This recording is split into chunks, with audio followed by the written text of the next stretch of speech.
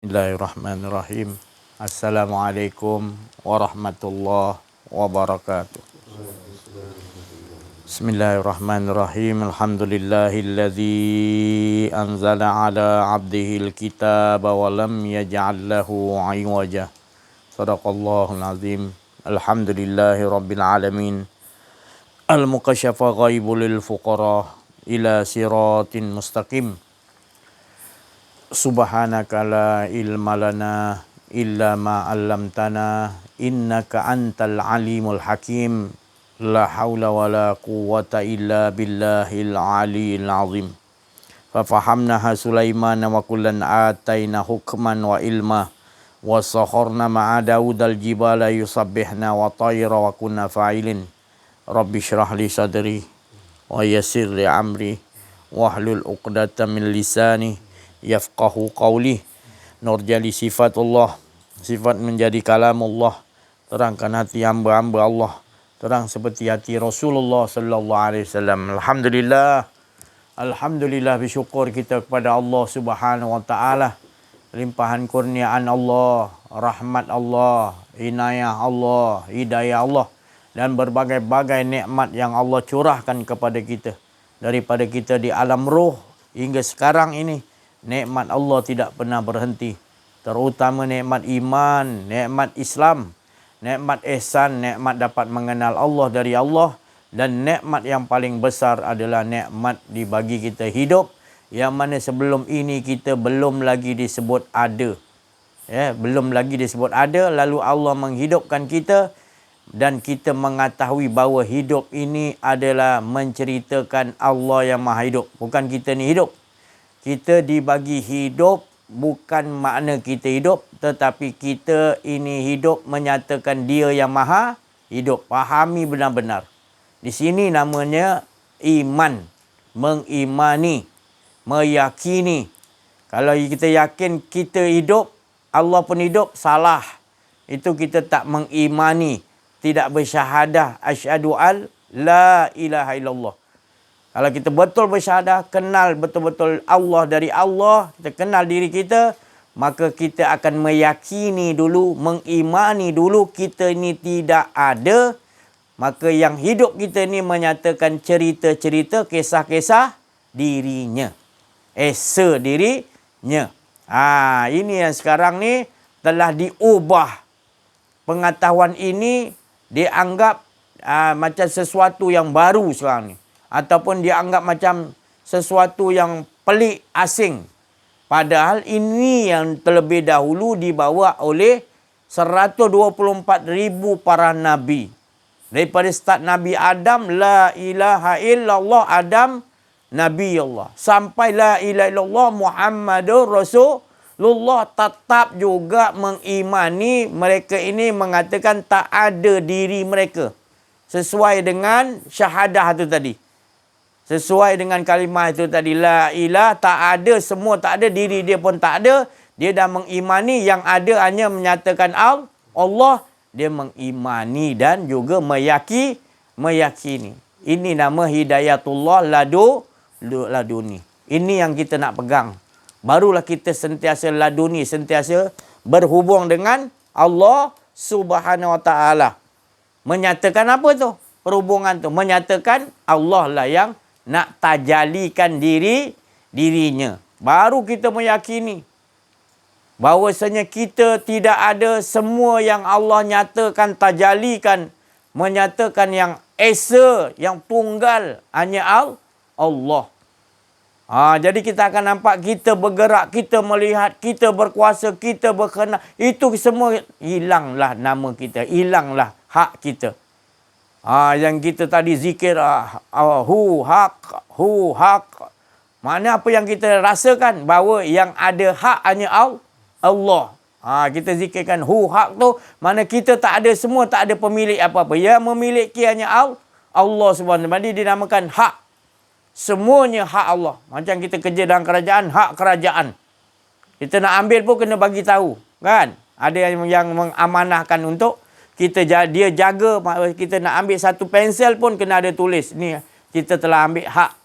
Jadi kita ni pula siapa nyawa kita tak memiliki nyawa. Nyawa kita hak siapa?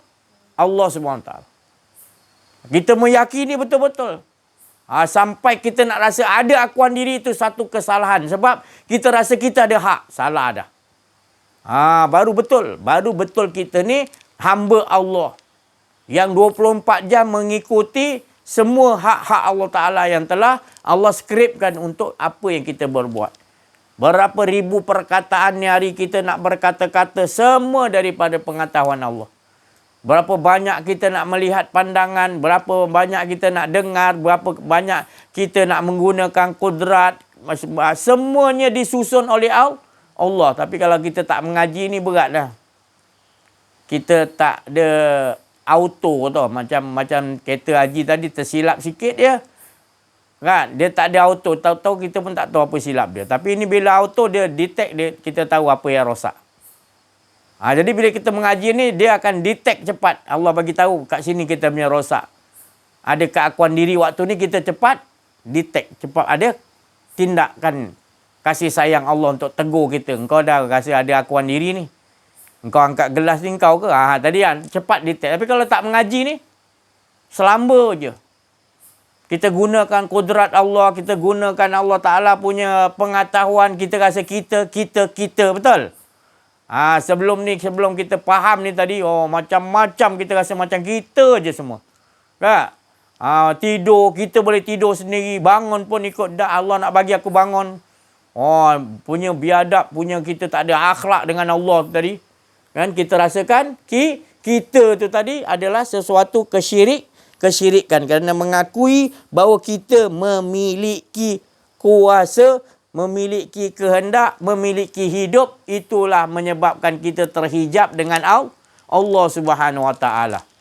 Maka perkara ini harus diulang-ulang sebab kita ni jadi kepelikan. Satu keasingan pula. Bila ada orang menyampaikan gini, kita rasa si Haji ni ilmu sesat ke? Tak pernah aku dekat surau masjid cerita macam ni. Semua cerita Quran, hadis ini kok. Cerita-cerita siapa pemilik Quran, siapa pemilik hadis tu tadi, semua kita tak ceritakan. Kita ni tadi pandai tadi melihat warna hijau, merah, kuning, traffic light tu kan. Kita rasa macam kita lah pandai. Kita pandai lah. Kita tak terasa pun, ya Allah, dulu aku tak tahu ni. Merah, kuning, hijau ni. Umur aku baru 4 tahun. Masuk 4 tahun setengah baru diperkenalkan oleh cikgu. Sebenarnya siapa tu? Yang bagi kita faham tu warna tu. Kenal warna-warna tu. Siapa tu? Allah. Jadi bila kita dah pandai ni, kita lupa siapa ajar kita. Terus kita rasa macam kita yang tahu. Tak ada pun kita terima kasih ya Allah. Kau bagi aku masih lagi kenal warna hijau tu. Maknanya jalan. Tak ada kita berhubung dengan Allah biadabnya kita ya Allah. Kita lupa siapa yang bagi kita pandai. Kita dulu pernah, boleh tak baca Quran terus lahir, boleh baca Quran tak? Huruf pun tak kenal. Kena marah. Tu. Dia bagi, Allah Ta'ala bagi kita ingat, ni huruf alif, ni huruf ba. Siapa yang bagi kita ingat tu? Tidak kan benak kita. Dah 3 guru, tak faham lagi huruf pun tak kenal. Cuba ingat dulu balik kan. Bila dah pandai sombong, ingat kita pandai sendiri lah. Cuba kenang balik. Ingat balik. Kita langsung tak ada apa benda pengetahuan lahir-lahir. Tu. Kita nak menyusu ibu kita pun Allah yang bagi kehendak untuk dapat kita sedut. Betul? Siapa yang ajar? Mak kita ajar ke? Sedut nak mana dia faham? Tak? Tentu Allah yang bagi kan. Tiba-tiba letak je. Pup dia sedut hisap. Betul? Tu tadi. Tak ada siapa-siapa ajar. Siapa yang ajar kita mula-mula? Lupakah kita ni? Semuanya Allah ajar. Mengapa kita pula tak nampak Allah kat dunia ni? Nampak apa? Syurga. Nampak apa? Neraka. Lah tu kan makhluk tu. Allah jadikan tu untuk supaya nampak aku. Nyata aku. Aku jadikan syurga, aku jadi neraka untuk jelas nampak aku. Engkau bila nampak syurga, nampak neraka, nampak ganjaran, engkau rasa engkau nak tu. Padahal kau tak nampak siapa yang menciptakan segala-gala tu. Punya bijaksana sayangnya Allah kepada kita, dia ciptakan banyak macam. Supaya jangan kita pelik nampak benda tu. Kita kena nampak siapa pemilik jadikan 7 lapis langit, 7 lapis bumi. Siapa pemilik dia? Jadi buta ke kita ni? Ada pula yang kata pula Allah Ta'ala bersemayam di atas aras pula. Dia kata ayat Quran kau tak faham tu. Ayat tu mutasyabihat. Maksud Allah tu dia bersemayam di atas aras tu bukanlah dia duduk kat atas aras. Tu ayat tu kan mutasyabihat. Perlu cari orang arif bilang untuk terangkan. Allah tu kau kata kau bertempat di atas aras tu salah. Habis Rasulullah SAW tu Isra' wal Mi'raj. Dia Mi'raj di situ bukanlah mana dia naik atas, Allah ada ke atas. Dia naik ke atas supaya Allah nak perlihatkan tanda-tanda kekuasaan Allah. Sampai hujung aras, ujung sampai dah tak ada ujung dah.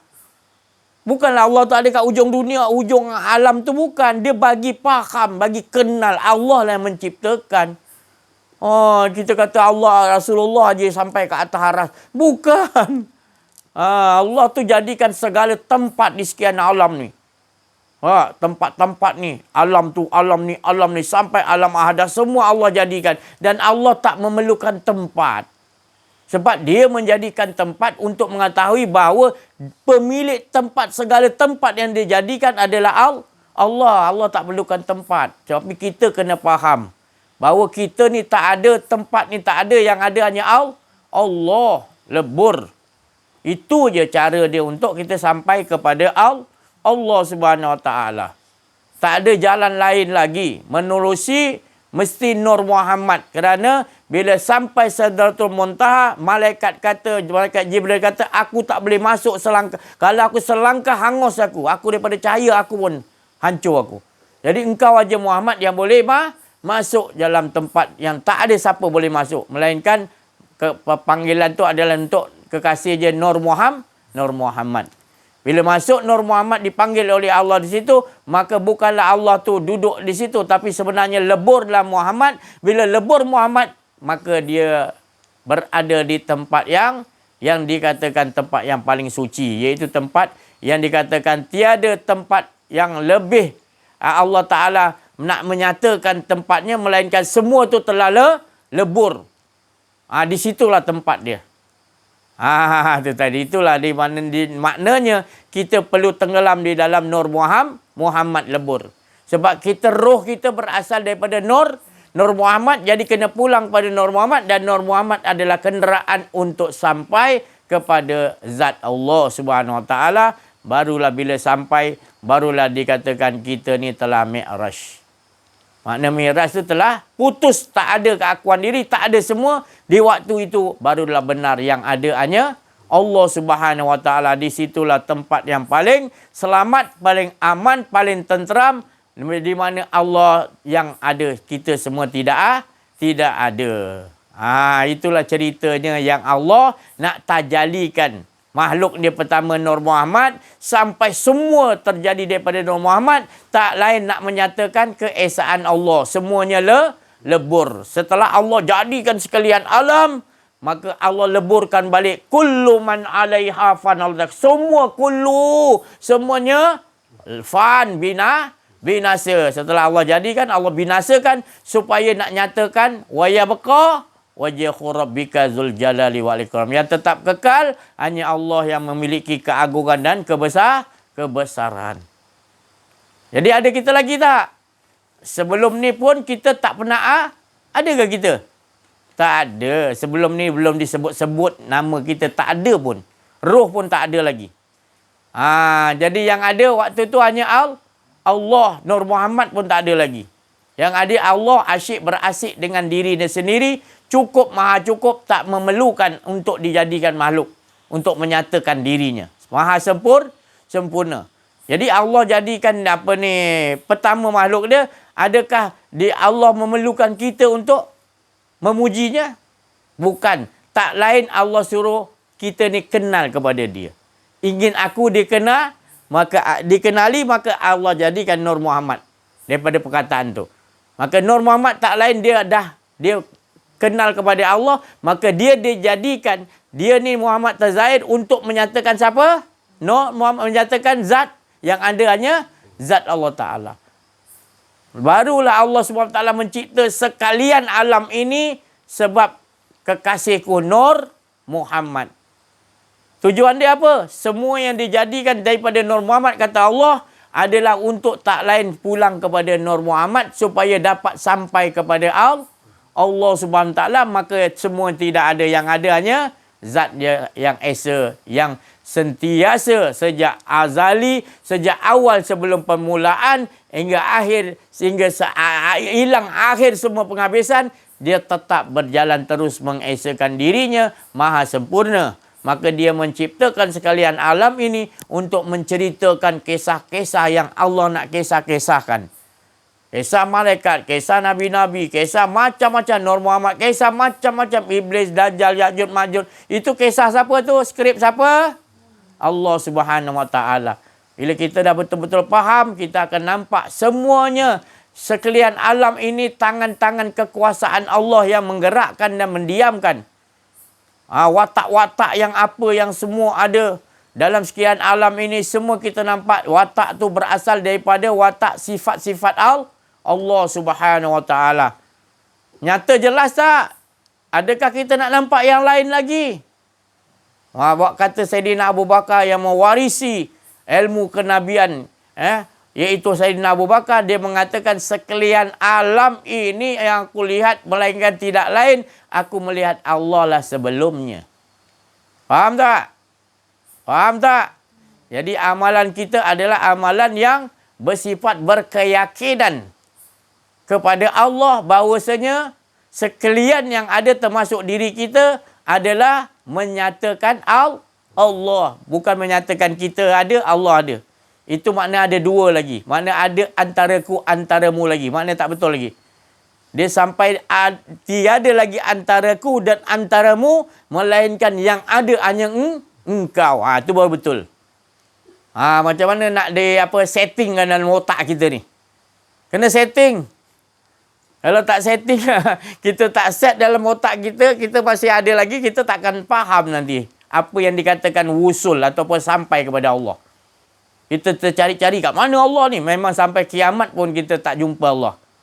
Tapi Allah Ta'ala kata, faman kana yarju liqa ar-rabbihi falyamal amalan soleh. Wala yusyrik bi'ibadati rabbihi ahada. Faham betul-betul? Allah Ta'ala kata, siapa nak pertemuan liqa ar-rabbihi, siapa nak pertemuan dengan aku, kata Allah, beruntungnya orang pertemuan dengan Allah. Apa dia? Falyamal amalan soleh. Amal soleh ni betul-betul tak merasa dia melakukan amal-amal.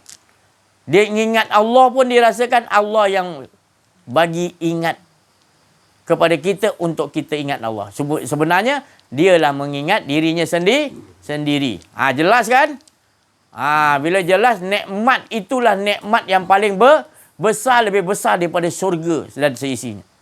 Lebih besar lagi. Iaitu bila kita betul-betul mengesakan Allah hingga tak ada keakuan diri, dan sebenarnya dialah yang mengesakan dirinya sendiri sejak azali dan abadi. Di situlah tempat yang Allah Subhanahu Wa Taala kata, aku jamin keamanan sebab engkau dah berada dalam tembok, berada dalam benteng Allah Subhanahu Wa Taala. Maka itu cerita dalam surah Al-Kahfi yang Rasulullah SAW suruh kita baca setiap malam Jumaat atau hari Jumaat, terutama umat di akhir zaman ni. Lagi nak dekat ni, Imam Mahdi lagi nak disuruh baca, kalau boleh hari-hari baca. Supaya apa? Supaya kita tahu nanti maknanya, memaknai kefahaman itu datang dari sisi Allah. Apa yang dikatakan tembok? Yang dikatakan tembok tu apa? Besi dan juga tembaga. 2 kalimah syahadah.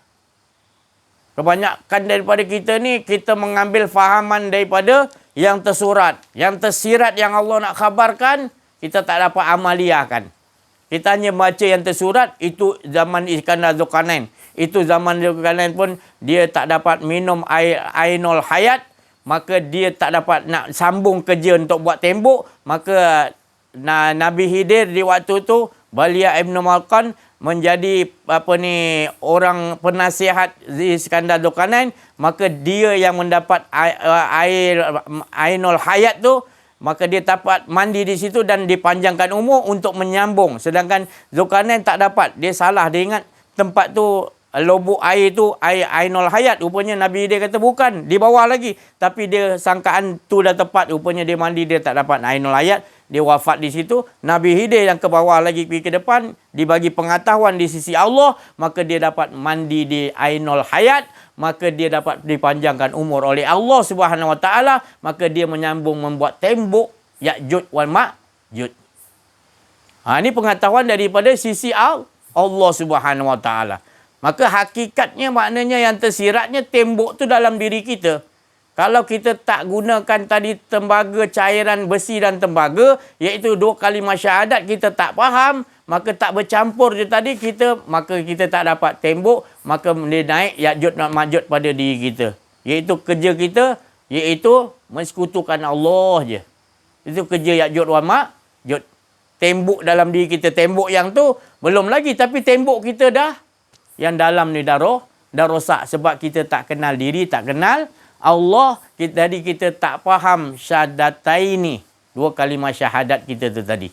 Kita tak berdasiasat apa tu aqaidul iman dalam la ilaha illallah Muhammadur Rasulullah. Jadi ini yang berlakunya.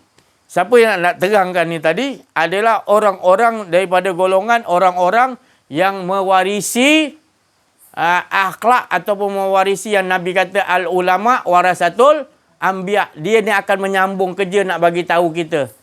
Apa tu yang dikatakan syahadat tembok 2 besi, 2 logam tu tadi. Nak dicairkan betul-betul. Nak dipahamkan betul-betul. Jangan bekukan dia.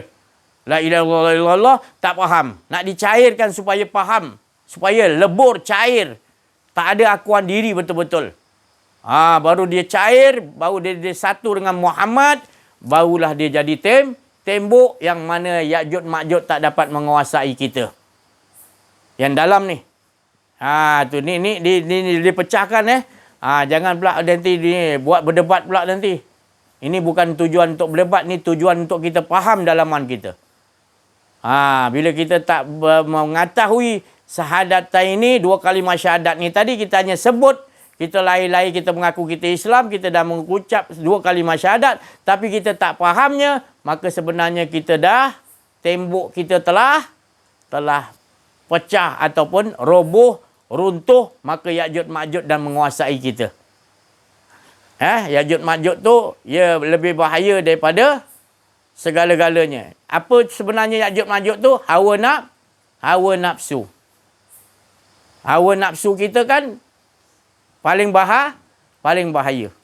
Kalau kita tak buat tembok, kita tak halang dia, jangan sampai dia menguasai kita.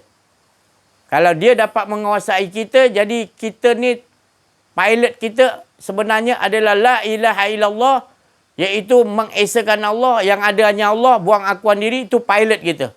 Tapi bila pilot kita dah tak pakai, akan naik Ya'juj Ma'juj hawa nafsu kita, maka dia yang akan jadi pilot kita, mengontrol hidup kita, maka kita akan buat pengakuan bahawa kita lah. Itulah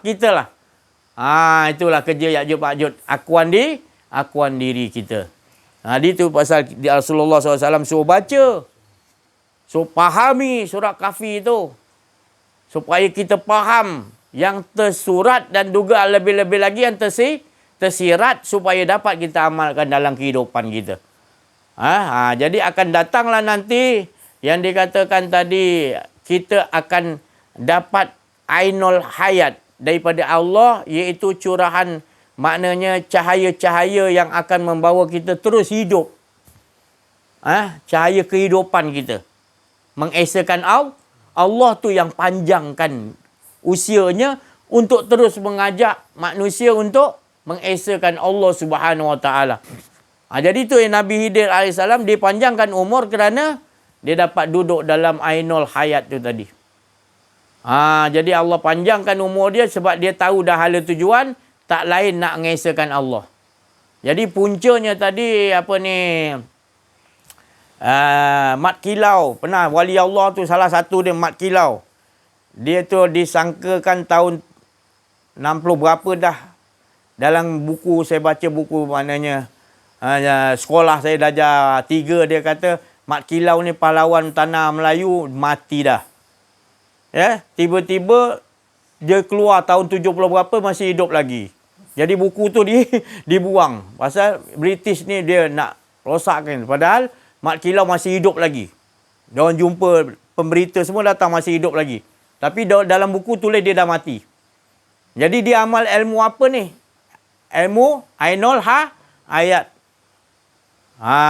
Jadi dia bila dia dah sebut dia nama dia tu tadi, maka masanya dia akan wafat.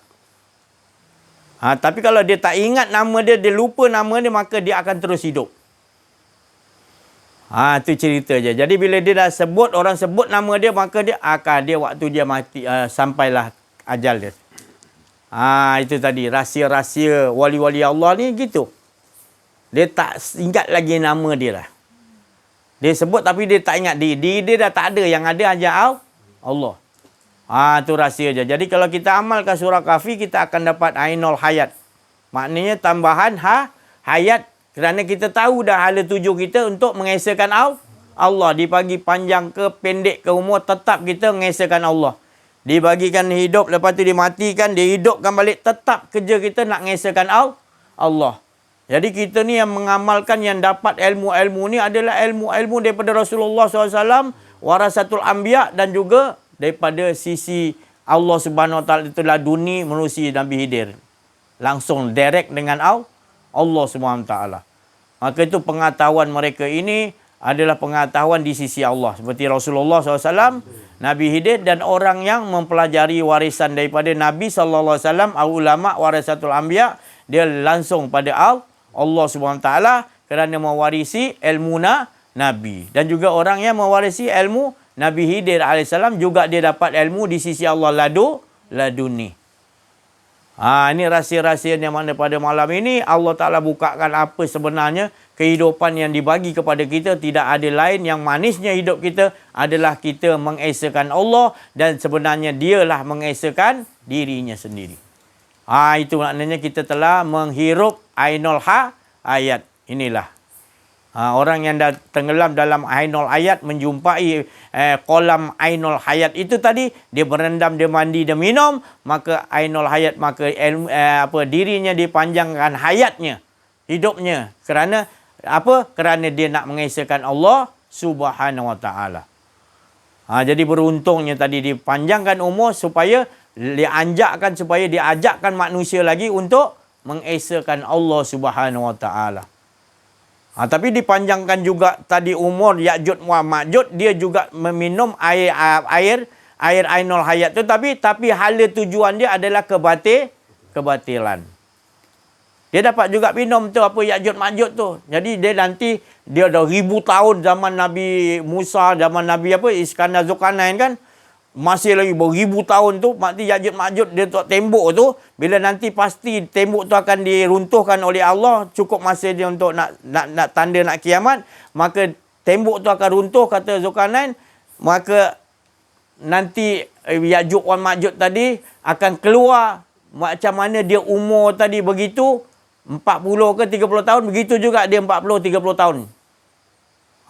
Macam giant, cerita giant dia tengok dia nampak manusia kecil-kecil je. Pasal manusia di zaman tu besar-besar macam giant. Manusia di zaman Nabi Musa tu kuat-kuat semua. Jadi golongan Ya'juj Ma'juj ni, dia golongan Nabi Musa punya zaman, semua manusia kuat-kuat waktu tu. Tu tadi. Dia akan keluar. Tu pasal kita tak boleh lawan dia, kata Allah. Nabi kata tak boleh. Kita kena larikan diri. Selamatkan diri. Allah dah bagi tahu begitu, dia ngada-ngada dengan adab dia. Dia punya tenaga 1000 orang. Dia seorang, 1000 orang punya tenaga kita. Boleh lawan dia. Kekuatan 1000 manusia, dia seorang tu. Yang Nabi bagi tahu, tengah tengok sarang kerengga. Pernah tengok? Maknanya bayangkan sarang kerengga tu berapa juta, berapa ribu ada dalam tu. Kita petik, jatuhkan bawah, lepas tu kita baling batu kat situ. Lepas tu dia keluar macam mana? Begitulah Ya'juj Ma'juj keluar, kata Rasulullah. Dia tak peduli dah. Dia keluar tu, siapa ada depan dia, sapu semua. Dengan kekuatan dia begitu tadi. Jadi Nabi kata, bila tembok tu runtuh, ikutlah Nabi Isa dengan Imam Mahdi untuk bawa diri ke tempat yang telah ditentukan. Di waktu itu Nabi Isa dia akan mendoakan untuk Ya'juj Ma'juj tu mati. Itu cara macam mana Allah Ta'ala hantar macam mana tu. Yang penting Nabi Isa doakan. Masa cerita dia begitu. Jangan ngada-ngada nak adab dia. Tu tadi. Jadi kita begitu. Dalam diri kita ni, maknanya tembok tu dah runtuh dulu. Bila kita tak mengaji, kenal diri, kenal Allah. Kudrat Allah, kita kata kudrat kita. Itulah sebenarnya gitulah jadi dia. Kita punya penglihatan tu tak ada, kita kata kita ada penglihatan. Roboh tak tembok kita tu? Itu nak kena faham. Itu pasal Rasulullah kata baca dan faham betul-betul. Dalam tu penghabisan kita cerita ni nak sampai temu dah. Nak sampai hari-hari yang telah Allah Ta'ala kata waktunya nak digulung semua dunia ni. Nak habis cerita, nak habis dah. Jadi cerita nak penghabisan ni, nak kiamat, tanda-tanda dia adalah maknanya akan keluar Imam Mahdi, akan keluar Dajjal, akan keluar Ya'juj Ma'juj. Maka cerita tu dah lepas daripada tu, lepas sekejap tu dah manusia semua dah sehina-hina manusia waktu tu. Sebab apa? Tak ada orang yang nak boleh sebut nama Allah dah. Selepas tadi. Maknanya tanda-tanda dan nanti Allah turunkan kiamat, trompet tu maknanya bergulung semua balik. Tu maknanya semalang-malang manusia ada pada waktu itu. Sebab tak ada orang nak sebut nama Allah dah. Cerita dia begitu jadinya. Jadi macam mana orang yang bila dia tu tadi dirinya dah dikuasai oleh Ya'juj Ma'juj, dikuasai oleh hawa nafsu dia, maka dia dah kiamat sebenarnya. Dia dah tak boleh nak sebut nama Allah. Malah dia mengaku lagi dia tu yang Tuhan. Mana dah kiamat kat dalam tu tadi.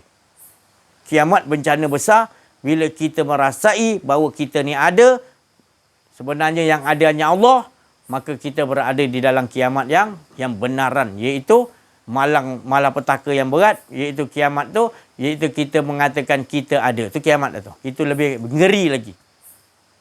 Ini kalau kita faham apa yang tersirat dan sebalik, Allah tu Maha Sayang menerangkan kepada kita.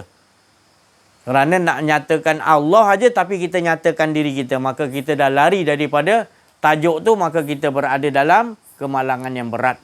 Azab yang paling berat sebelum kita masuk kepada azab yang berkekalan tu. Dan nanti kita dah sendiri yang mengundang tu azab. Sebab ada rasa akuan-akuan diri tu tadi. Maka kita akan manusia ni, dia akan dipertanggungjawabkan, dia akan disoal. Iblis disoal ke tak? Iblis tak payah disoal. Tempat dia memang azab. Sebab apa? Dah ada skrip Allah Ta'ala kata begitu. Kita Piramli kata, engkau kan dah tahu dia tu penyamngak, dia tu penyamun, kau pergi ikut buat apa? Betul? Jadi Allah tu bagi kita pengetahuan sebab sayang kepada kita, jangan ikut ni. Tapi jangan dihina. Skrip dia memang begitu. Dan skrip kita tadi jangan ikut. Skrip kita adalah mengesahkan Allah Subhanahu Wa Ta'ala. Beruntungnya kita, Allah bagi pengetahuan Allah kepada diri kita. Hingga Allah kupaskan dalam setiap ayat-ayat, kepahaman ayat Quran, hadis-hadis Allah pecahkan apa yang tersurat dan apa yang tersirat. Hingga kita dapat amaliahkan dalam kehidupan kita. Apa kehidupan tu tadi? Kehidupan kita tak lain. Kehidupan kita ni adalah kehidupan Allah, iaitu mengesahkan Allah 24 jam. 24 jam selagi nafas kita naik dan turun, selagi itulah kita mengesahkan Allah. Dan bila dia turun ke dalam diri kita, sekalian urat saraf, sekalian Rabbil Alamin dalam diri kita, som-som, tulang, semua darah, daging, semuanya, jantung, apa semua kita ajakkan mengatakan tak ada, yang ada hanya La ilaha illallah.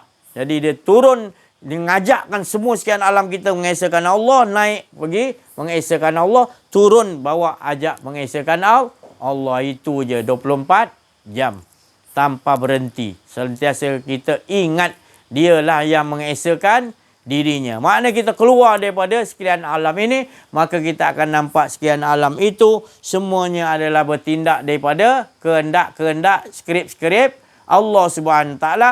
Tujuan dia adalah nak menyatakan Allah Subhanahu Wa Taala. Jadi tenanglah kita, sebab kita tahu semua susunan diri kita, susunan semua makhluk-makhluk Allah jadikan semuanya atas susunan pentadbiran dan juga takdir-takdir, skrip-skrip yang Allah Ta'ala telah tentukan. Ada kita lagi nak rasa sibuk nak nguruskan ni lagi dah? Tak ada dah. Semuanya Allah yang menguruskan. Ada yang tak faham dia kata, kalau begitu kita serah pada Allah, betul kita duduk diam lah. Bukan. Tetap juga Allah yang akan turunkan anzala ala abdihil kita apa dalam diri kita, apa kita nak buat. Jangan sombong, jangan rasa kita berbuat terus berbuat. Dia yang gerakkan rasa untuk kita berusaha, untuk berbuat sesuatu. Kita ingat serah pada Allah, betul kita diam. Itu orang tak faham tu. Kita serahkan kepada Allah, bukan mana kita diam. Kita tetap juga apa yang disuruh tadi datang dia. Dia yang bagi kehendak daripada dia. Dia yang bagi kudrat kepada kita. Jadi berbuat tu semua, berkehendak semua, apa pun niat daripada Allah Subhanahu Wa Taala. Tak ada kita langsung. Itu sebenar-benar kalau kita mengaji, mengenal diri, mengenal Allah, maka Allah memperkenalkan dirinya kepada kita, maka binasalah kita. Tu tandanya kita dah kenal Allah, binasa. Tak ada lagi rasa ada akuan diri kita. Yang ada hanya Allah Subhanahu Wa Taala. Jadi apa akan terjadi pada diri kita? Kita malas lagi ataupun benci nak merasa ada kita lagi.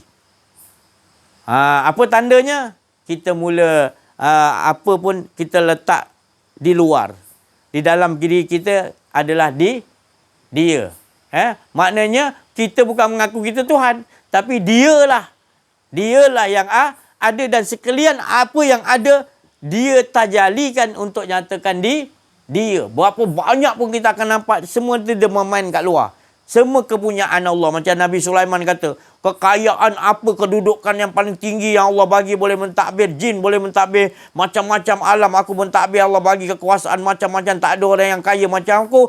Nabi Sulaiman kata, ini semua daripada hak Allah Ta'ala. Tak ada satu pun yang masuk dalam diriku, melainkan yang ada adalah semuanya hak Allah Ta'ala. Dia tak nampak ini semua hak Allah Nabi Sulaiman. Kita nak belajar tak? Betul, saya nak Allah, Tuan Guru, tolonglah bagi saya nak Allah dapat. Betul ke nak Allah aja? Betul. Boleh bagi kita kunci kamu tu Mercedes tu boleh? Tu mana boleh kata. Habis kau nak Allah, kena tinggalkan semua tu. Bersedia, infakkan semua tu. Betul-betul macam Sayyidina Abu Bakar. Betul-betul. Dan sahabat-sahabat Nabi semua ada harta sikit-sikit tapi tak masuk dalam hati. Kita tak nak dalam hati penuh macam-macam. Ini hak aku kan. Bila diuji sikit ternyata menangis kita. Menangis sebab apa? Kehilangan barang, bukan kehilangan Allah. Kehilangan barang. Rupanya ada lagi keakuan diri kita, kehendak kita lagi. Maka tu tak manis kita menyebut nama Allah. Tak seronok, tak asyik. Tapi betul-betul kita buang. Betul-betul kita nak Allah. Kita sebut ya Allah, menjejeh air mata kita kerinduan. Asyik Allah akan bagi. Itu tak boleh dinafikan. Kalau kita bohong, maknanya kita bohong dengan Allah. Kena jujur dengan Allah. Kita boleh bohong manusia, tapi kita tak boleh bohong Allah.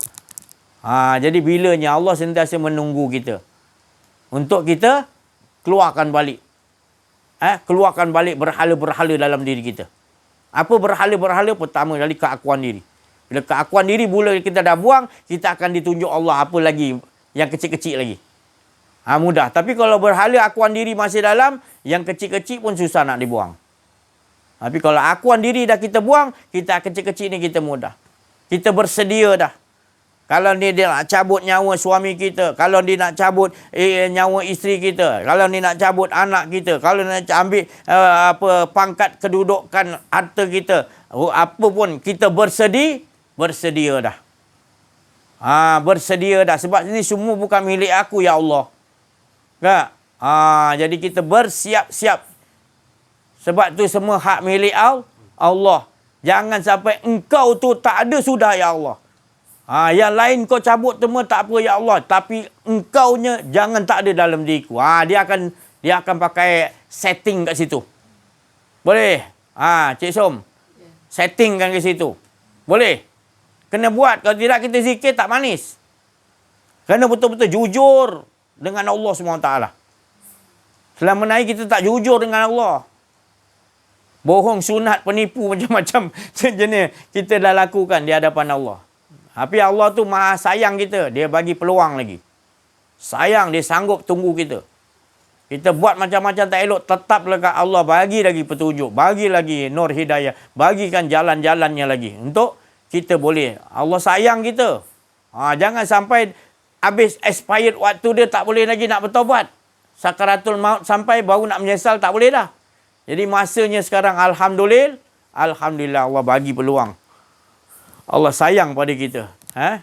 Tak ada yang lebih sayang pada kita melainkan Allah. Saya pun tak boleh nak bagi kasih sayang. Yang boleh bagi kasih sayang yang mutlak adalah Allah Subhanahu Wa Taala. Dia yang bagi kita hidup, dia yang bagi kita rezeki, dia bagi kita macam-macam. Tak mampu kita hitung hari ni saja dia bagi nikmat. Penglihatan, pendengaran, nikmat ni macam-macam tak mampu kita. Ini hari aja. Maka itu mengapa kita nak dustakan. Nak dustakan lagi. Maka itu kita belajar pengajian ni supaya hati kita bertambah seronok dengan Allah bila akuan diri kita dah betul-betul jujur dan ikhlas kita nak singkirkan supaya dalam diri kita apa kita sebut tadi laisalaha min dunillahi kasyifah. Tak ada dalam hatiku selain hanya yang ada hanya engkau laisalaha min dunillahi kasyif. Betul-betul jujur. Itu tadi. Tak mau ada diri kita, ada Allah. Tak. Dia aja. Dan semua yang apa kita nampak, Allah lah dahulu yang kita. Tak ada dua lagi dah. Betul-betul. Keikhlasan tu tadi. Lebur akuan diri kita. Itulah datanglah. Fana. Bila fana, ikhlas lah. Fana kan dah lebur, tak ada apa. Semua yang berbuat semuanya Allah yang melihat yang apa. Semua kita tak rasa langsung ada kita lagi. Itulah yang manis dalam hidup kita. Inilah dia matlamat dia seluruh nabi-nabi Rasulullah SAW, para sahabat, wali-wali Allah, Nabi Khidir. Tak lain dia nak ajakkan kita supaya benar-benar dapat Allah Ta'ala hilang rasa akuan diri. Bersungguh-sungguh dia ajar kita gitu. Semua para wali Allah kenal Nabi Khidir. Tu. Kerana apa? Kerana dia ni bertindak untuk mengajakkan betul-betul mengesahkan Allah. Bila kita betul-betul diajak mengesahkan Allah, tak ada akuan diri, maka kita akan dapat ilmu laduni, ilmu di sisi Allah Subhanahu Wa Taala. Itu tadi. Jadi ada manusia yang Rasulullah kata yang ada ilmu laduni di sisi Allah. Salah satunya Rasulullah kata adalah sahabatku Sayyidina Umar. Banyak lagi sahabat lain, tapi salah seorang Rasulullah kata adalah Sayyidina Umar. Di kalangan umat. Jadi banyak lagi orang yang boleh dapat ilmu ni dengan caranya adalah buang keakuan diri dan dia menjumpai pembimbing rohani yang mursyid, yang arif billah, dia akan dapatlah rezeki itu tadi. Maka ini sekarang ni kita berada di zaman iaitu akan datang Dajjal ni tadi, sifat-sifat Dajjal ni, Ya'juj Ma'juj akan datang. Maka cara nak membuat tembok untuk mereka itu tak lain. Allah Ta'ala kata, La ilaha illallahu izni. Tembok, benteng. Sebutan tembok, benteng. Bila kita belajar yang tersirat tembok tu dalam surah Al-Kahfi tu, tembok tu apa sebenarnya? Benteng tu sebenarnya apa yang tersirat tu? Bukan tembaga yang besi aja. Dalam tu tulis, dia ayat tu mutasyabihat. Kita perlu kaji lagi. Jumpa orang arif billah, baru kita faham kat mana tembok tu. Itu yang di dunia tu memang kawasan dia mungkin di belah-belah Kazakhstan ke apa benda. Memang betul lah. Kan? Tapi sebenarnya tembok yang kat dalam diri kita tu macam mana bentuk dia tembok tu. Supaya kita tak bagi masuk lagi Ya'juj Ma'juj, hawa nafsu keakuan diri dalam tu lagi. Maka tu harus dikeluarkan dulu. Keakuan diri lebur tak ada, baru jadi tembok.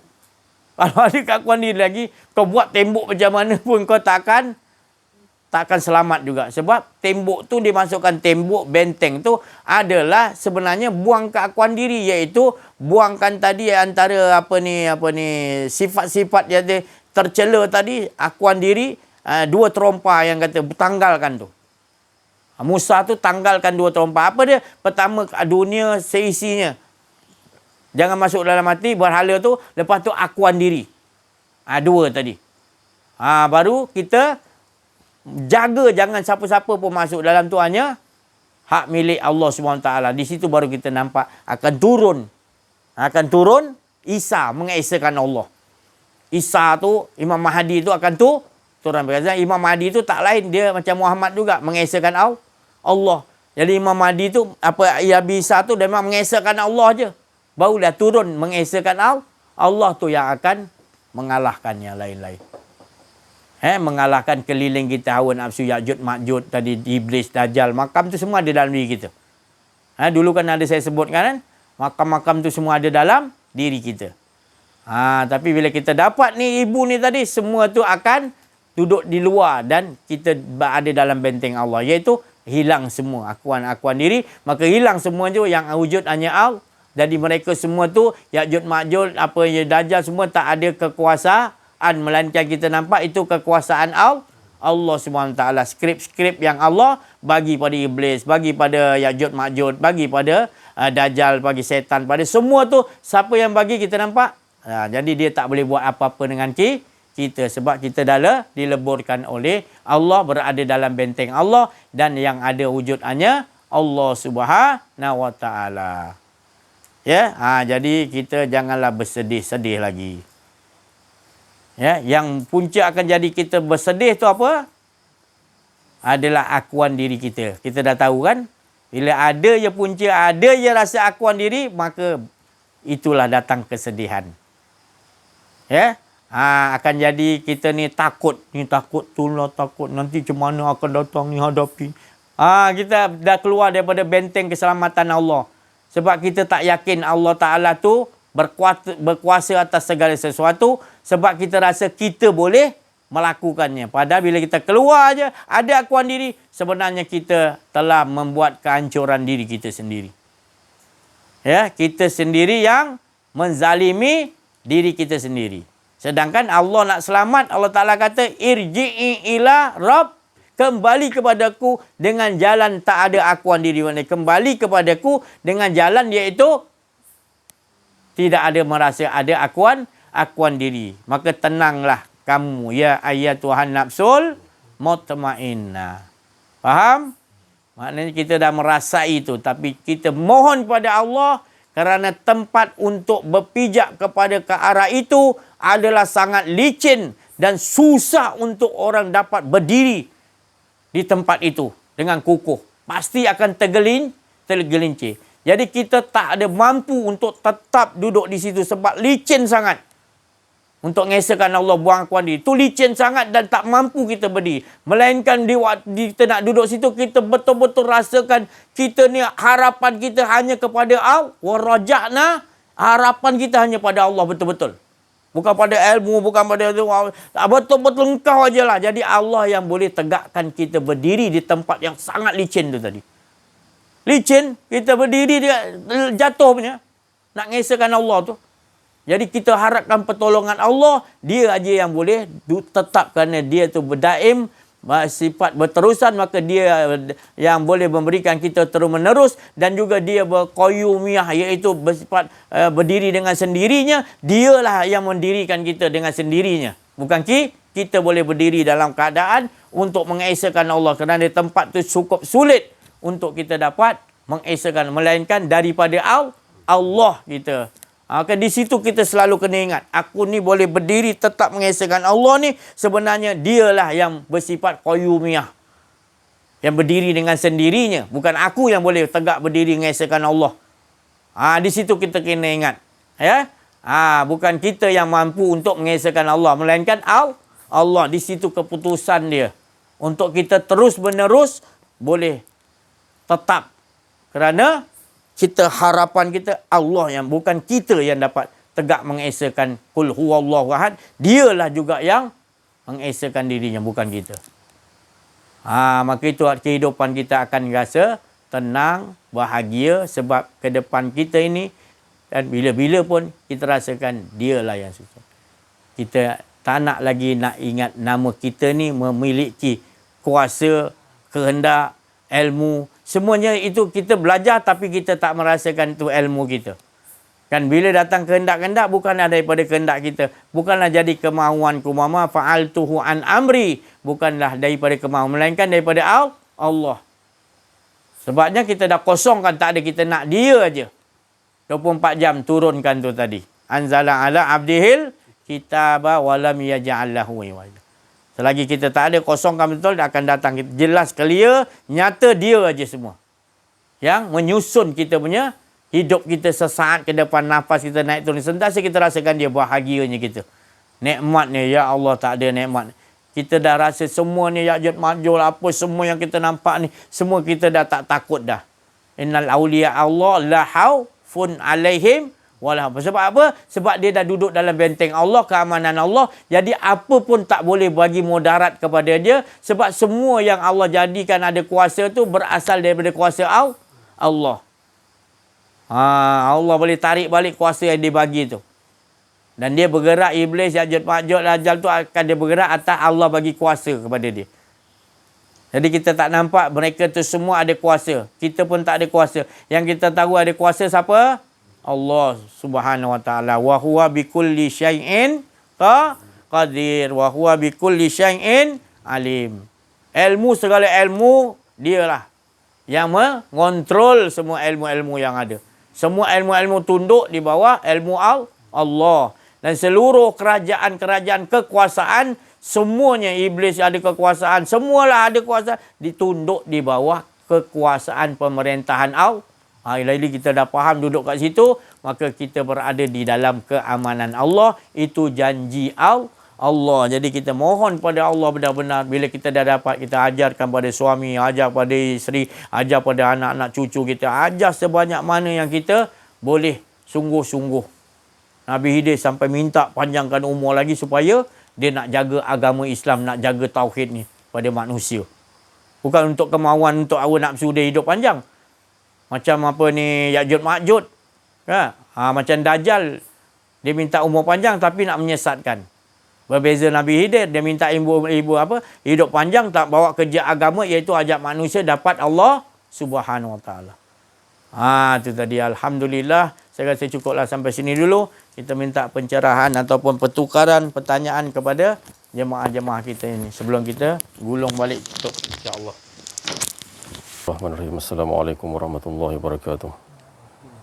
Alhamdulillahirabbil alamin wassalatu wassalamu ala asyrafil anbiya'i wal mursalin wa ala alihi washabihi ajmain. Subhanaka la ilma lana illa ma 'allamtana innaka antal alimul hakim. La haula wala quwwata illa billahil aliyil azim. Alhamdulillah, syukur kita kepada Allah Subhanahu wa taala pada malam yang mulia ini. Pada malam, iaitu dikatakan malam ini hari Khamis, malam Jumaat, Sayyidul Ayyam, yang mana Allah Taala meletakkan, apabila kita dah diperkenalkan oleh Allah Subhanahu wa taala, maka Allah Taala meletakkan pemikiran kita ni, iaitu hari-hari Allah. Kita dah set minda kita ni sebagai hari-hari Allah, iaitu berkehidupannya dengan Allah Ta'ala tu bukan ada dua, tapi berkehidupan tu kita menyebut, tapi dalaman dia tu dia yang esa. Itu maksudnya gitu. Jadi kita beruntung kita di penghujung akhir zaman ni dapat kita menambah pengetahuan kita. Allah Ta'ala meletakkan di atas rahmat dia, bukan kita hebat, bukan kita pandai, bukan kita apa, semua dia. Alimul Hakim tadi tu yang menyatakan diri dia. Dia tak ada menyatakan diri kita dah, menyatakan diri dia. Allah Ta'ala, sebab tadi saya sebut dengan Zaim, Allah Subhanahu Wa Ta'ala cukup dengan diri dia, ingin aku dikenali. Apabila dia cukup dengan diri dia, ingin aku dikenali, terpancar Nur Muhammad sallallahu alaihi wasallam, terpancarnya, terzahirnya alam, sekalian alam, dunia dan sebagainya, surga neraka dan diri kita, bukan nak menyatakan diri kita yang ada, bukan nak menyatakan sekalian alam yang ada, tapi menyatakan diri dia itu yang esa, tunggal. Itu yang sebenarnya. Jadi Saya nak nyatakan bahawa semalam berada di Melaka, saya tengok ada satu video yang saya tak tahu di negara Arab sana, harap pendengar YouTube dan jemaah-jemaah semua boleh kita kembangkan kita punya pemikiran kita ni. Di Arab, Raja Muhammad bin Salman tu, dia letakkan satu simbolik bentuk Kaabah, dan orang menyanyi, berjoget dan sebagainya.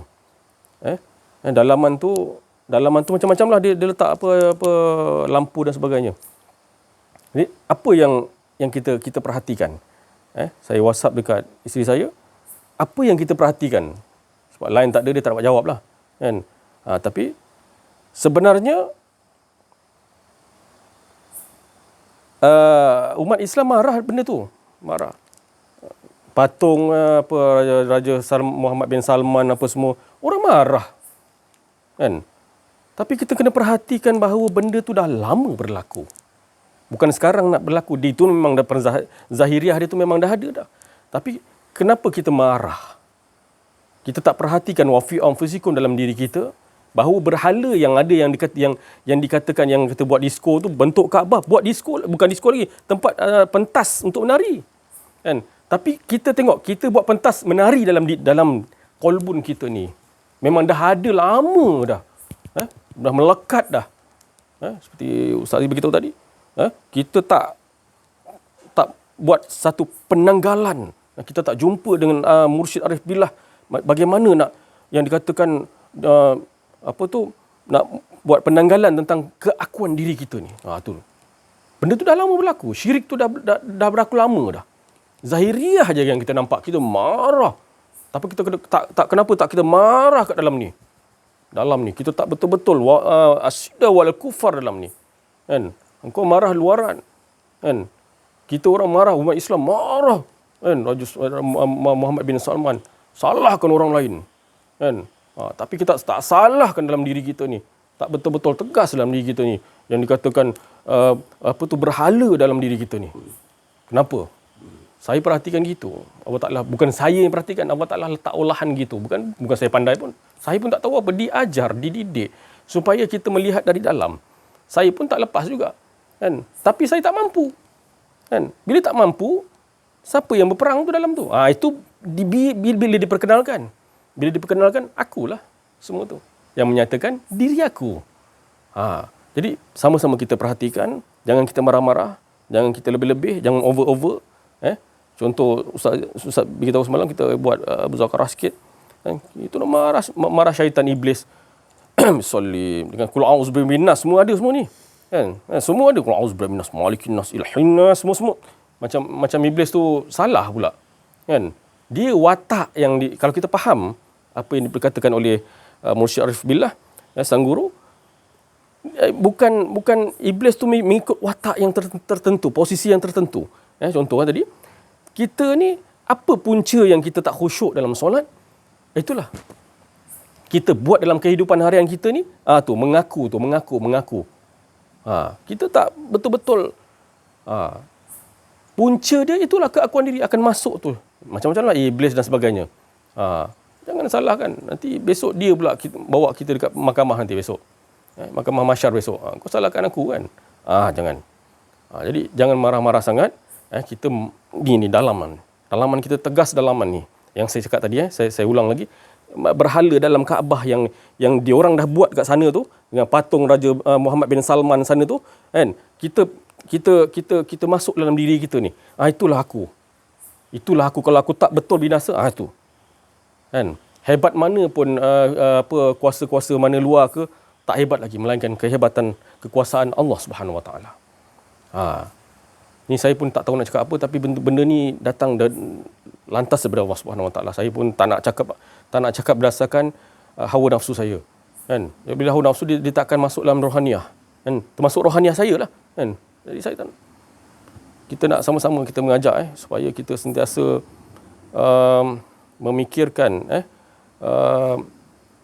risau. Risau tu banyak risau, takut banyak takut. Risau yang dalam ni, yang saya cakap berhala tadi tu, itu punca utama tu, keakuan diri tu memang bahaya sangat, terlalu bahaya. Kita akan terhijab dengan Allah Subhanahu Wa Taala. Wala yusyrik bi ibadati rabbih ahada. Kan? Syirik banyak dalam syirik yang khafi tu yang kita sendiri tak perasan. Kan? Kita buat kita tak perasan. Ikut je hawa nafsu kita. Ikut je, tunduk je dengan hawa nafsu kita. Jadi sama-sama kita, termasuk diri saya sendiri, kita sama-sama berjuang. Saya suka cerita, saya suka bercakap tentang kita ni kena jadi seperti Rasulullah SAW, para sahabat semua, jadilah seorang pejuang, jadilah seorang pendekar, jadilah seorang panglima, kalau panglima perang. Kan, kalau lelaki panglima perang, kalau wanita jadilah seorang serikandi perang. Perang apa? Dalaman tu. Jangan sampai berhala masuk. Kita kena tegas betul-betul. Kan? Bersama-sama dengan jemaah yang nakkan Allah SWT ni, bersama-sama dengan Mursyid Arif Billah, sentiasa bermuzakarah, sentiasa dengar yang dikatakan talqin la ilaha illallah. Saya suka pada malam ni, insya-Allah kita akan sambung kepada jemaah yang lain, insya-Allah. Assalamualaikum warahmatullahi wabarakatuh. La haula wala quwwata illa billah. Bismillahirrahmanirrahim. Assalamualaikum warahmatullahi wabarakatuh. Alhamdulillah, bersyukur pada Allah. Dia memperjalankan kita hari ini, bertemu hari ini. Dia yang menggerakkan tubuh ni untuk sama-sama berkumpul, mengesahkan Allah.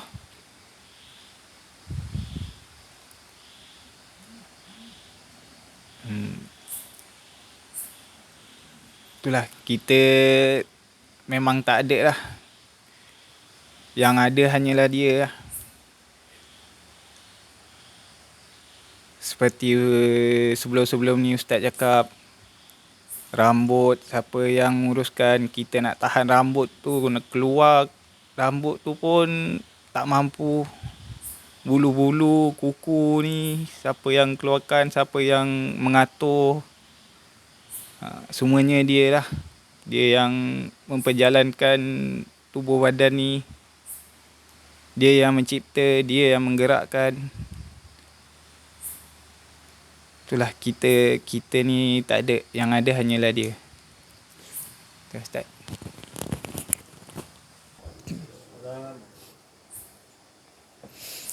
Syukur Alhamdulillah, kita masih lagi diberi nafas. Nafas yang menyatakan Dia yang Maha Hidup. Dan kita masih lagi memperkatakan tentang kalimah la ilaha illallah. Masih lagi memperkatakan tentang kehidupan kita adalah untuk mengesahkan Dia. Hanya Dia sahaja yang ada. Dan kita tak ada.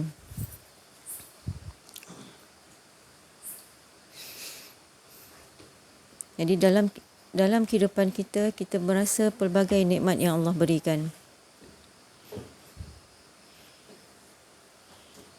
Nikmat ilmu, nikmat makan, nikmat berkeluarga, nikmat berkawan. Kita nampak nikmat tu. Kita merasai nikmat tu. Tapi di awal talk, Syekh Aziz sentiasa mengatakan bahawa nikmat yang terbesar adalah nikmat iman, nikmat Islam,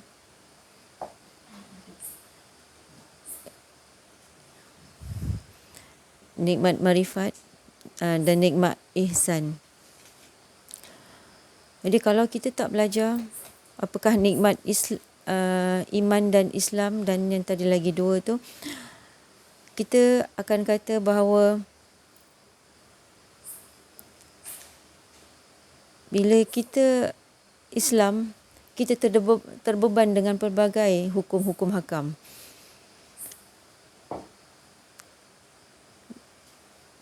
Nak belajar tentang bagaimana nak semayang, 5 kali semayang kita rasa berat. Padahal disebut nikmat. Kalau nikmat, tentu ia ini sesuatu yang menyeronokkan. Begitu juga dengan nikmat Islam dan nikmat iman. Kalau dulu sebelum belajar kenal diri, kenal Allah, kita rasa kita mesti belajar, mesti cari kelas tauhid. Mesti takut tak belajar. Sebab apa takut? Sebab takut kalau dikenakan hukuman. Iaitu kalau tak belajar, tak faham, tak amalkan, tempat kita adalah di neraka. Takut. Padahal disebut nikmat. Jadi di situ datang kekeliruan antara nikmat dengan azab. Tapi syukur bila kita dah belajar, kenal diri, kenal Allah, baru kita tahu bahawa nikmat itu bukannya terletak pada benda sahaja, materialistik. Tapi juga kepada nikmat Islam, iman, ihsan dan makrifat. Jadi itu sebab kalau kita nak tahu bagaimana nikmatnya keempat-empat tadi, itu yang dikatakan carilah guru mursyid. Cari guru mursyid. Sebab guru mursyid tu yang akan memberi makanan kepada jiwa kita. Jadi barulah kita tahu bahawa apa yang Allah berikan, ya, apa yang Allah perbuatkan pada kita, segala-gala adalah nikmat. Semuanya berdasarkan nikmat. Kalau kita perhatikan, kita telisik benar-benar bahawa memang semuanya nikmat. Cuma akal kita yang setting bahawa bila kita tak suka itu adalah satu bala dan apa yang kita suka itu adalah satu nikmat. Tapi sekiranya kita tidak duduk di antara keduanya, tidak duduk di antara nikmat, tidak duduk di antara nikmat dan bala, maka kita akan rasa nikmat bersama dengan Allah. Ya, paling senang contoh, sekarang ni hujan-hujan renyai. Ada yang kata hujan renyai itu nikmat. Ada yang kata hujan renyai itu bala. Ada yang kata yang nikmat hujan tu renyai sebab dia kata sedap tidur. Yang kata bala tu bila dia tak dapat berjalan keluar makan angin. Jadi sebenarnya itu nikmat atau bala itu adalah satu persepsi. Itu akal kita dah setting. Apa yang kita suka itu adalah nikmat dan apa yang kita tak suka itu adalah bala. Jadi yang senangnya atau yang sebenarnya, yang betulnya adalah kita bersama dengan Allah. Jadi bila kita bersama dengan Allah, kita dah tak ada lagi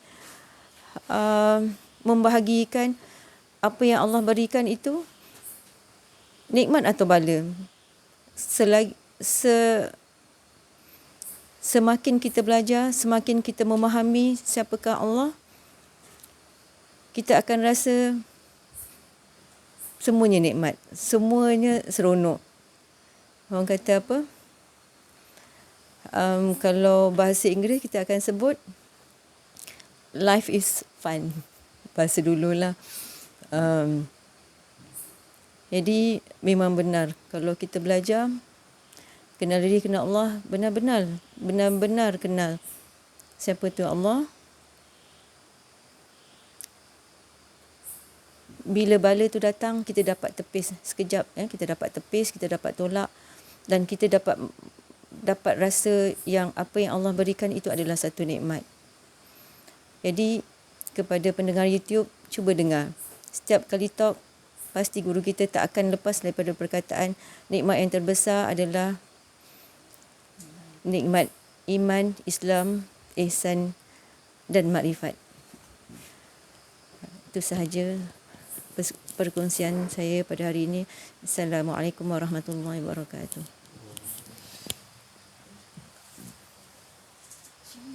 Rahim. Alhamdulillahirabbil alamin.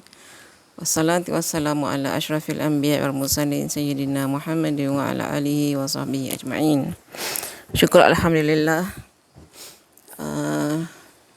saya diperjalankan oleh Allah Subhanahu Wa Taala bersama dengan sahabat-sahabat dapat berkumpul di tempat yang sungguh indah lah, bagi saya sungguh indah. Dan ini kali pertama saya sampai ke Gunung Ledang. Dalam talk yang disampaikan oleh Syekh Aziz sebelum ni dan semalam saya ingat. Okey, saya nak kongsi satu pengalaman daripada sahabat saya. Tengah tengok kawan-kawan jemaah tengah memasang kemah. Memasang kemah tu, kami perempuan ni, ada sahabat saya kata, ni kalau tak ada orang lelaki ni, tak terpasang kemah kita ni. Kata, macam mana kata. Lepas tu saya kata, ni kalau kita belajar kenal Allah ni, kita tak risau dah. Kita tak risau sebab kita tahu Allah akan hantar pertolongan. Dan betul. Tiba-tiba ada jemaah baru lelaki datang, siaplah kemah kami dipasang dengan cepatlah, orang kata. Jadi di situ kita dapat satu cerita, bila kita sentiasa berkehidupan dengan Allah Subhanahu Wa Taala ni, kita tidak risau apa yang akan berlaku ke depan. Jadi kita, kebergantungan kita tu 100% kepada Allah. Kita tak serabut lah kata. Tak serabut, tak kelam kabut. Jadi di situ sebab itulah kita kena sentiasa mendengar talk sebegini untuk menguatkan lagi kita punya tahap kebergantungan kita ni kepada Allah Subhanahu Wa Taala. Dan seperti mana yang diulang-ulang sebelum ni, selagi mana kamu tidak diuji, jangan sekali kamu mengaku kamu sudah beriman. Sebab selagi kita tak diuji, kita duduk dalam keadaan zon selesa. Dan untuk melihat kita ni dah beriman ke belum, untuk mentaksirkan diri kita ni, cara kita menghadapi ujian tersebut, adakah kita cepat melatah ataupun kita mengadu kepada Allah, meminta petunjuk daripada Allah. Sebab kita sendiri kita akan kenal diri kita bila kita belajar ilmu ni. Adakah kita masih membawa perwatakan yang sama, tak ada perubahan dengan sebelum-sebelum ni, atau sekadar bercakap di mulut saja tapi tidak diamaliahkan dalam kehidupan seharian.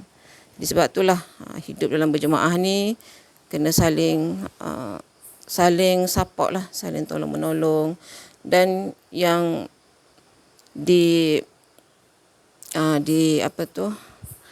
diingat-ingatkan, dan dalam Quran pun disebut-sebutkan, Nabi pun ada berpesan, jangan sesekali berburuk sangka kepada Allah SWT, buruk sangka sama manusia.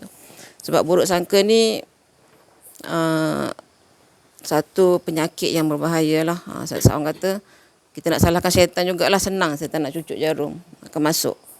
Macam-macam lah akan difikir kalau buruk sangka. Jadi ilmu sebeginilah untuk mensucikan hati kita. Ilmu kenal diri, kenal Allah ni untuk melatih diri kita lah. Kalau buruk ke baik ke, kita yang kita tak suka ke, datang yang suka ke, kita berbaik sangka dengan Allah SWT.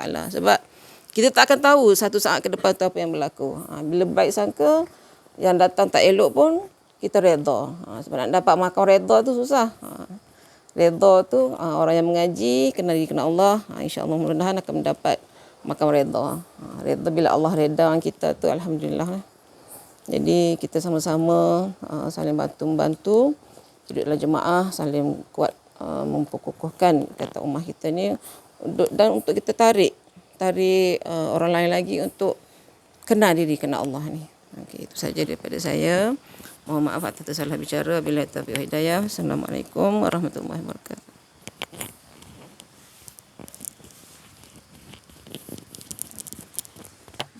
Syukur Alhamdulillah, saya dan rakan-rakan jemaah dapat bersama lagi berada di tempat ini buat kali yang kedua.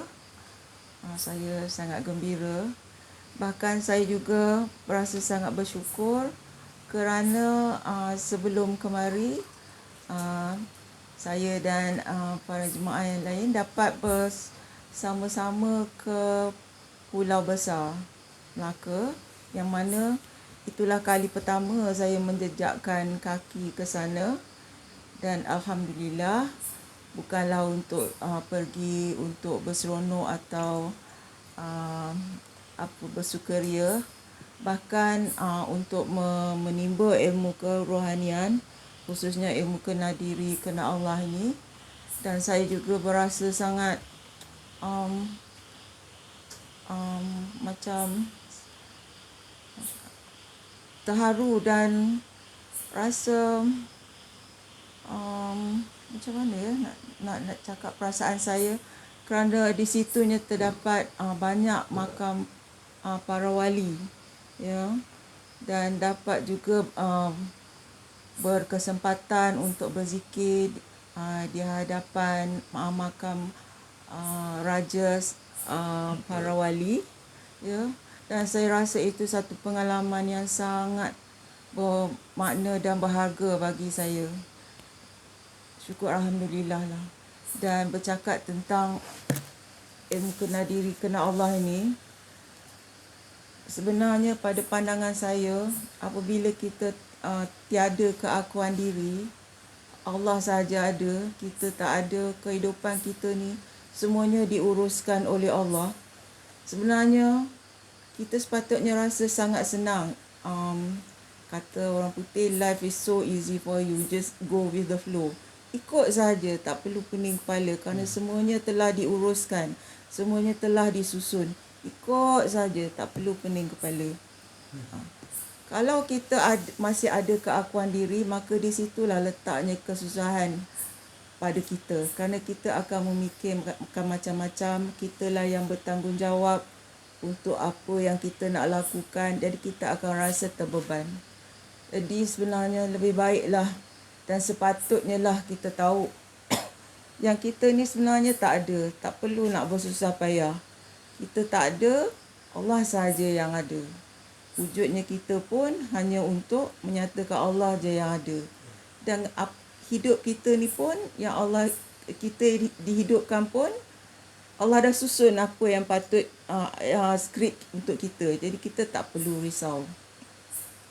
Cuma perang yang paling besar seperti yang Syekh cakap tu, iaitu perang dalaman, iaitu perang untuk menghilangkan keakuan diri, dan seterusnya untuk melepaskan atau let go apa yang ada, yang kita rasa hak kita itu, segala kepunyaan kita.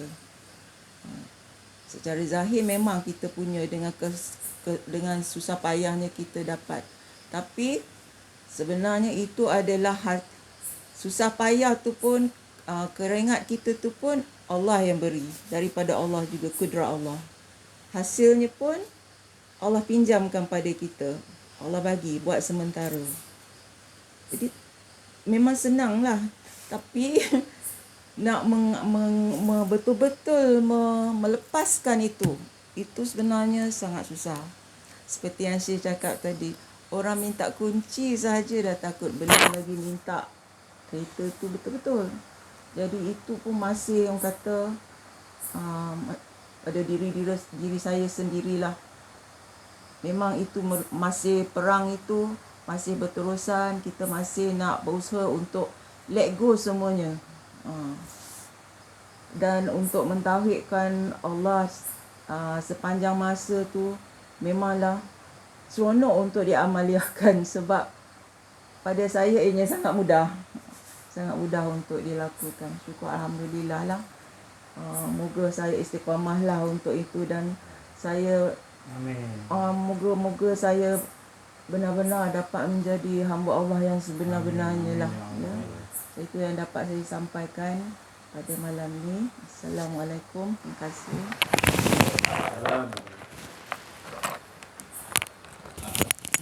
Apa yang diucapkan oleh teman saudara-saudari kita semua tadi, semua daripada khatir Rabbani, daripada kalimat-kalimat kudus, daripada ilmu-ilmu di sisi Allah. Bukanlah mereka itu berkata semata-mata untuk keakuan diri, untuk keuntungan sesuatu, melainkan benar-benar kepada nak bawa kita menomorsatukan Allah, mengesakan Allah. Hingga saudara kita sampaikan rambut kita pun Allah yang panjang tumbuhkan. Sampai ke situ halus lagi. Nampak. Itu maknanya kita diajar oleh Allah Ta'ala. Nampak betul kebesaran, keagungan Allah. Tak nampak lain lagi dah dalam kehidupan kita. Itu menunjukkan hari ke sehari Allah tu memberikan kepada kita tambahan. Setelah keyakinan iman yang ada Allah dah bagi, Allah nambahi lagi. Makna nyatakan sebab cinta, kasihnya Allah kepada kita. Supaya kita selamat selalu mengesahkan Allah Subhanahu Wa Taala seperti mana Allah mengesahkan. Kita sering dengar ni pula ni 100 tahun tak lama lagi ni kejatuhan Osmaniyah akan ada mujaddid baru. Rasulullah kata, makna kita sering mengucapkan tu tapi kita tak faham. Kita kata akan naik nanti, akan membangunkan balik agama. 100 tahun sebab jatuhnya Osmaniyah 1924. Jadi tahun depan 2024 dah cukup 100 tahun. Pasti akan, itu memang betul. Tapi jangan kita jadikan satu macam berhala di hadapan kita untuk menutupi aib kita. Sedangkan kita sendiri tak menjadidkan diri kita, tak membarukan iman kita. Kita tak membarukan iman kita, kita sibuk yang tu. Maka kita tak faham apa maksudnya tadi 100 tahun tadi, yang sebenarnya itu sentuh pada diri kita dulu. Kalau kita tak bangkit sana bangkit pun tak guna juga, betul? Kita sendiri tak kenal diri kita, tak bangkit. Tak membarukan balik akidah kita supaya bertambah lagi jadi baru seperti mana asal mengesahkan Allah. Ini sekarang iman kita tunggang terbalik. Kita sibuk yang nanti 100 tahun naik, padahal kita tunggang terbalik. Jadi itu kesadaran tu tadi. Kesadaran tu sebenarnya penting untuk diri kita dulu. Rasulullah kata awal-awal dulu perjuangan adalah dalam diri kita dulu. Tadi dok cerita macam mana muslimah kita cerita, kalau tak buangkan betul-betul, kita orang minta, kita memang cakap Allah dan Rasul. Asyhadu an la ilaha illallah wa asyhadu anna Muhammadar Rasulullah. Maknanya kita hanya nakkan Allah, dapatkan Allah, yang lain tak kisah. Tapi bila sesuatu yang selain Allah, maknanya sesuatu kunci kereta pun minta pun kita dah mengapu dah, tak boleh dah. Itu sebenarnya betul ke syahadat kita tu? Masih ada lagi. Masih betul-betul kita kena buat tu betul-betul. Persiapan kalau diambilkan tadi. Kita bersedia. Sebab kita tak nampak. Kita rasa macam harta ni akan jadi bersemangat untuk kita lagi. Kita jadikan tangkal. Dengan adanya duit aku ni, dengan ada harta aku ni, dengan ada sesuatu kedudukan aku, ini satu tangkal gitu. Kita jadikan tangkal penyembahan kesyirikan. Sebab kita rasa harta tu tadi kan berhala. Tapi masih lagi kita sayang. Allah tu sayang juga, tapi harta pun sayang juga. Tak boleh ada dua. Maknanya Allah Ta'ala kata, Ibrahim, kau ni sayang anak ke sayang aku? Ibrahim buktikan. Sayang kau ya Allah, serahkan anak kau kepada aku. Aku rela ya Allah, tapi aku nak bagi tahu anak isteri aku. Nampak? Kita cuba tanya diri kita, rela tak? Kita cakap tu biar betul-betul ikhlas. Sebab kita selalu pandang ke depan, kita tak undur balik ke belakang bahawa kita sebelum ni ada ke tidak. Satu apak pun tak ada. Kan? Hidup kita pun tak nyawa kita pun tak ada sebelum ni. Bila dah ada, kita rasa ada keakuan diri, dah mula. Ini aku punya. Ini rumah aku punya. Ini anak aku punya. Ini suami isteri aku punya. Dia dah masuk kat dalam. Kita tak memperbarukan balik. Supaya dia asalnya kita ni tak ada, yang ada hanya. Maka tu hidup kita susah. Kita tak nampak dengan Allah tu akan jadi senang. Mana benda tu bercampur baur dengan benda-benda batil. Sedang Allah Ta'ala kata wala talbisul haqqa bil batil. Jangan campur adukkan yang hak dengan batil. Tak boleh, kita dah campur adukkan. Jadi kita berolok-olokkan. Jadi bila kita nak betul-betul nak ikhlas jujur dengan Allah SWT. Sebab Allah tu bukan nak nyanya kita. Sebab apa Allah Ta'ala kata tempat yang paling selamat aku. Jadi Allah tak nyaya kita sebenarnya. Jadi Allah tanggalkan satu persatu tu bukan je Allah nak uji kita supaya kita bertambah dekat dengan Allah. Bertambah buang keakuan diri. Bertambah buang manisnya betul-betul dengan Allah. Kalau ada satu pun lagi ada keakuan diri kita, ada satu lagi keinginan kita, maka itu masih lagi bencana besar masih ada lagi. Malapetaka tu masih ada. Tak boleh. Kosong betul-betul. Tak ada apa-apa benda. Baru selamat. Kalau ada dalam benteng. Jadi kita tanya dalam diri kita ni masing-masing kena tanya. Tengok Allah Ta'ala kata tengok dalam diri. Allah tak pernah nyaya kita. Allah nak kita betul-betul dapatkan Allah hingga hilang akuan diri kita. Ya? Je tadi. Jadi kita kehidupan kita ni sekarang kita dah maknanya kita infak, kita sedekah, kita nampak imbalan. Cuba kita infak, kita buat sesuatu tu semua engkau ya Allah, engkau ya Allah. Sebab kita boleh berbuat tu infak, boleh buat haji, buat beramal, puasa, boleh berilmu banyak. Itu semua Allah lah yang mendorong kita dah dapat dia tadi. Tapi kita kata kita yang berilmu, kita yang beramal. Itu maknanya tu satu berhala juga tu. Pengakuan yang kita ni ada ilmu, kita ni ada amal yang banyak, itu satu berhala juga. Kita nak bersih betul-betul, suci kan sampai tak ada kita, suci lah tu. Datang ke keinginan Allah, baru Allah leburkan kita dengan tangan kekuasaan Allah. Baru kita dapat kemanisan betul-betul dengan Allah. Ya. Jadi orang kata, mengapa engkau gini. Mengapa engkau lagi gini miskin. Mengapa engkau belajar dengan si Haji ni tak dapat apa-apa. Macam-macam orang cakap. Jadi kita tak perlu risau tu semua. Sebab dalam diri kita dah dapat yang paling besar. Jadi yang sebenarnya apa yang kau nampak, yang kau inginan sebenarnya, itu semua kecil bagi aku. Yang paling besar aku dapat kau tak nampak. Apa dia? Allahnya yang aku dah dapat. Sering kita nampak material bentuk-bentuk yang sebenarnya yang kita dapat Allah tu lebih besar daripada segala sekalian alam ni. Jadi settingkan dalam kita punya minda kita bahawa engkau lebih mustahak ya Allah. Engkau tu lebih mustahak daripada segala pun. Jadi kita bersedia dah, kalau apa pun nak diambil, engkau jangan tak ada. Selalu kita ajar diri kita Allah akan bagi pertolongan. Di situlah tempat yang paling aman, yang tempat paling selamat ya Allah Ta'ala. Jangan cari lain dah. Ya, kalau yang lain tu akan jadi kita macam istidraj. Dia bagi kekayaan, dia bagi ilmu tinggi, kita bertambah jauh dengan Allah. Kita nak bertambah ilmu, bertambah kita cinta, lebur diri, akuan diri kita. Bertambah banyak amal, bertambah tak rasa kita beramal. Yang itu semua adalah hak Allah.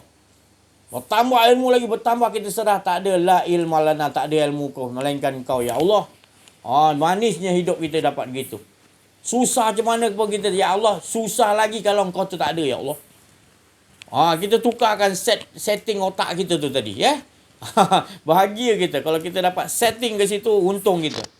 Sebab apa? Kita Allah tu jangan tak ada. Kerana sakit macam mana, ujian berat macam mana pun, tetap ya Allah, tolong ya Allah, jangan sampai engkau tak ada sudah. Itu lagi besar malapetaka ya Allah. Aku tak dapat ni, aku reda ya Allah. Yang penting engkau reda dengan aku. Tu apa guna kita dapat dunia seisinya tapi Allah tak reda? Apa ada guna dia kan? Apa ada makna dia? Di situ kita setting otak kita. Kerana kita mata pelajaran sekarang ni kita tak setting Allah tu nombor satu. Kita tak nombor satukan Allah ni maksudnya. Yang Rasulullah SAW diutus iaitu mengajak kita menombor-satukan, sama-sama menombor-satukan Allah. Menombor-satukan Allah maknanya tak ada dua lah maknanya. Ilahun wahid maknanya kita tak ada, semua dia je. Settingkan betul-betul. Nanti akan datang pengetahuan laduni di sisi Allah akan mengajar kita lagi jelas. InsyaAllah saya rasa cukuplah sampai sini dulu. Mohon maaf atas kekurangan kesilapan. Terima kasih atas perhatian. Kalau ada dalam menyampaikan ada akuan diri wa afu minkum. Wabillahi taufiq wal hidayah. Assalamualaikum warahmatullahi wabarakatuh. Takbir. Sallu ala nabi. Bismillahirrahmanirrahim. Wal asr. Illa allazina